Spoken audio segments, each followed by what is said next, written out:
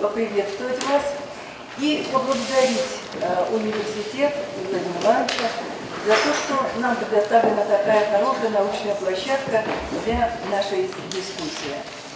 Вы все знаете о том, что в этом году исполнилось 5 лет со дня подписания договора о создании нового интеграционного объединения на постсоветском пространстве.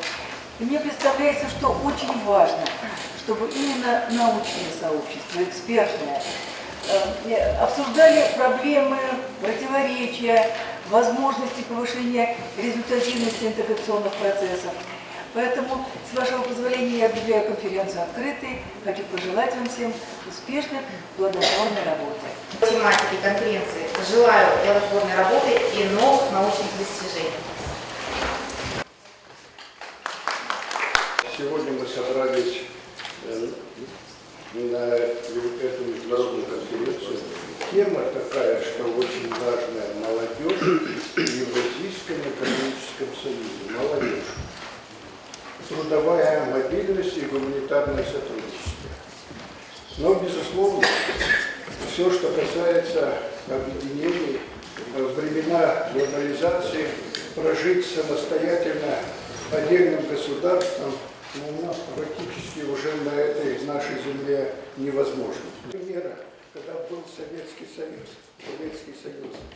власти и взаимодействия, вот в чем самый сложный составляющий, социальная составляющая, да? Межгосударственных отношений. Вот университет, вот как у нас вот стройка внесет изюминки, смелые мысли. Сегодня ЕАЭС подводит первые итоги строительства нового интеграционного объединения на постсоветском пространстве. Подводит эти итоги и Кыргызстан. Понятно, что полноценно ощутить все последствия от присоединения можно лишь через некоторое время, когда экономика полностью перестроится под новые нормы.